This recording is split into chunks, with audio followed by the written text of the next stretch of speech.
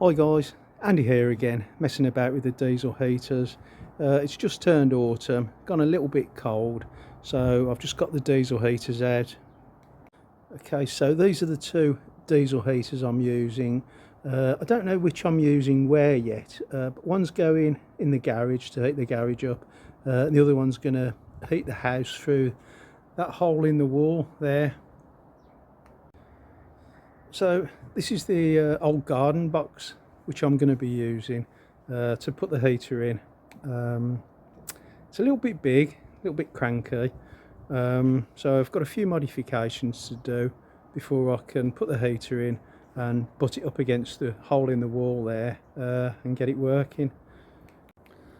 Well, the base of the box is pretty sound. The lid's a little bit flimsy, so I'll probably have to make another lid as well, but I'll pretty much make do with what's available rather than go and buy new. I'm sure a lot of you guys do the same. Oh, there you go. I've cut the box in half. I've finished off one of the ends with a scrap bit of wood which I had, so now I'm just going to fix that together, get it sealed up and make the lid. Okay, so here's the little box which I've made. Hole in the front there for these 4 holes to pump heat into the house through that 4-inch hole in the wall there. So this is pretty much where it's going to sit.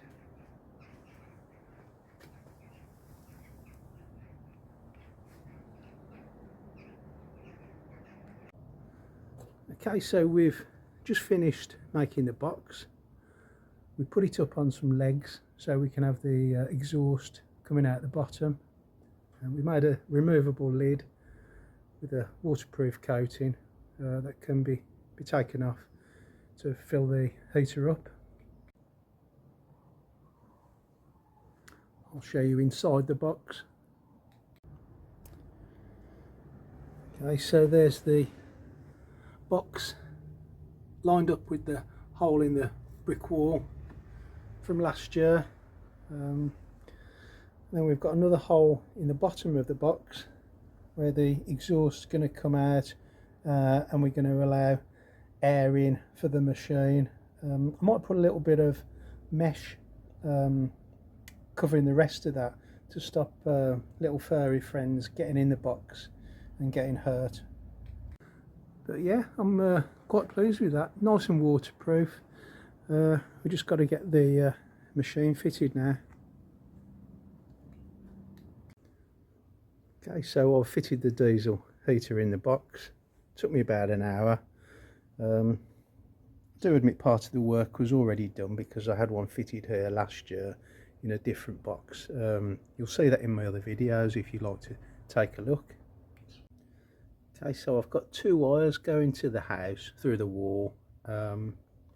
One is to the 240 volt power supply, which is supplying power to this 30 amp transformer, giving us the 12 volt we need for the heater. And then the other wire going through the wall is going to the control panel, which is normally on the front of the heater, which I've taken off, and I've got it inside the house. And I just extended the cable with some normal 3-core extension wire, and there's just 3 wires in that, as I said, so it's quite an easy wire to extend to give you a bit more cable to put the control panel in the house. And I've got the air intake with the air filter on, pulling air from inside the box. It gets slightly warm inside the box, but not so it matters. You're never going to burn anything with the sides of the box, particularly if anyone was worried about the box being plastic. You haven't got to worry about that. It's mainly around this part where the outlet of the heater gets pretty warm, and underneath where the exhaust pipe comes out, so you want to allow a couple of inches around the exhaust pipe, otherwise you're going to melt the box.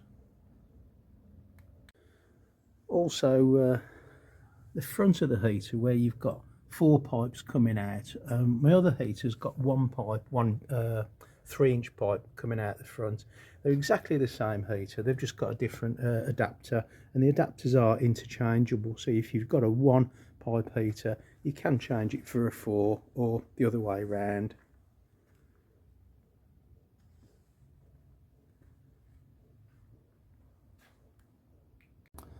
Yeah, and as I said, this is the 30 amp power supply. You don't actually need this much power, but these tend to be quite a cheap unit to buy, probably because they're mass produced, I don't know. Wiring's pretty simple. You get the wiring diagram with these. I'll put a link to these in the description. It's just 3 wires. It's like wiring a plug, and then you've got 2 wires out, live and a negative, going to the machine. Okay, so that's it for outside. I'll go and show you the control panel inside the house, and we'll get it started. Okay, so here we are inside the house again. Heater's just the other side of this double thickness wall. Okay, so you can see the vent I've drilled in the wall. You've got the control panel there, which I've took off the heater, and as I said, extended with some 3-core extension cable, and we plugged into the mains there. And this runs off a key fob remote control as well. It's pretty useful. Okay, so I'm going to switch the 240 mains on, and I'm going to go for the startup.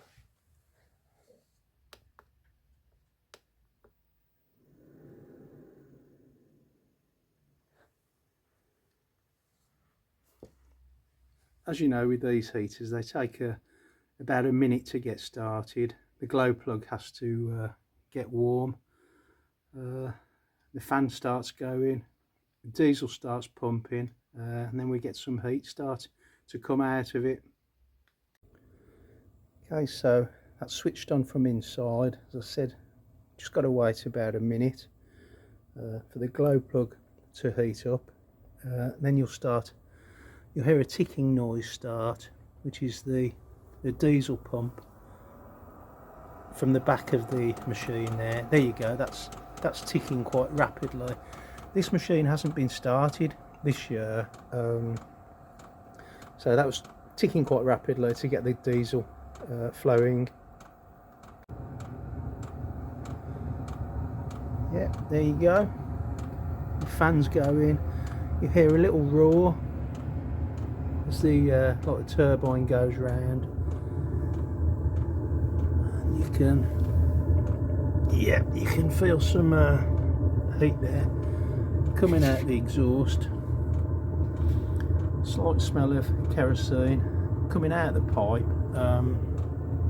Be interested to see if we get any smell inside the house. We don't normally, but because this is the initial startup, you might get a little bit of burn off. Yeah, that's ticking over nicely. Oh yeah, that's beautiful. That's just what we want.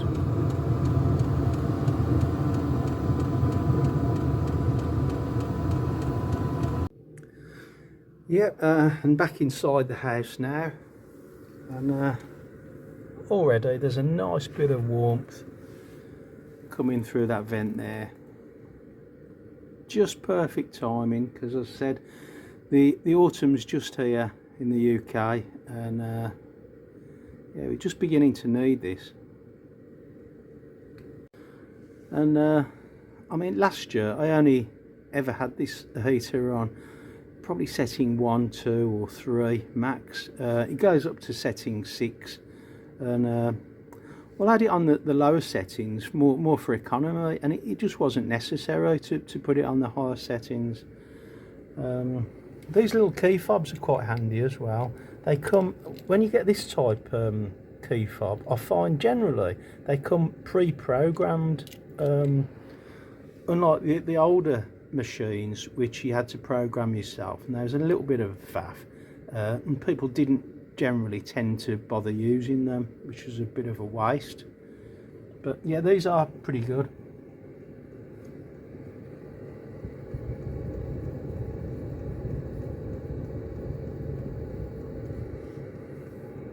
Yeah, that's lovely. That is beautiful. I'm pleased that started up with no issues. After being put away in the shed for months, so they're pretty good. They're pretty good heaters. Oh, and also guys, there was absolutely no burn off smell.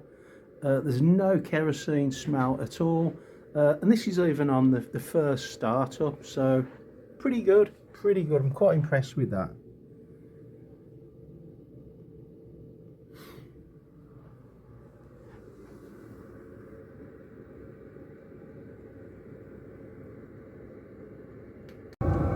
You can see there's a little bit of condensation's come out the exhaust there, but that'll be it.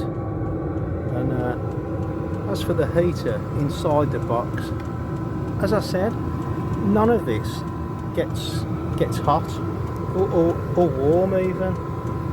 So you haven't got to worry about your box being plastic or wood.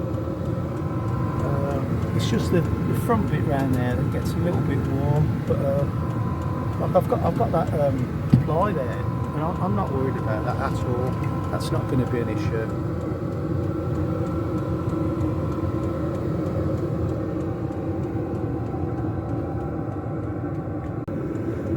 I have to admit, when I first started my very first diesel heater up for the first time, I was pretty nervous.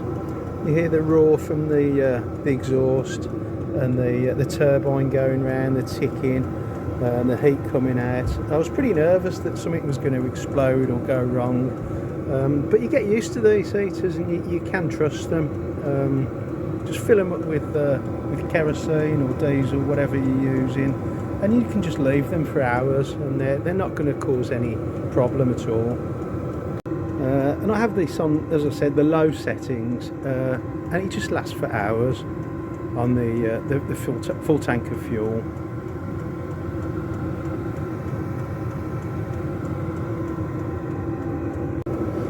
So that is the basic installation that I wanted to get done today.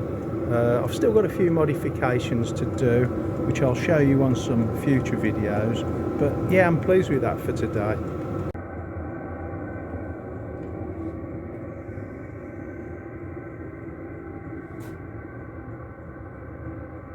Well, that's it guys. That's gonna serve me well throughout the winter, and it's gonna save me a load of money. Well, thanks very much for watching anyway. Please take a look at my other videos where I'm playing around with these diesel heaters, and please give me a little like and subscribe, and I'll see you on the next video.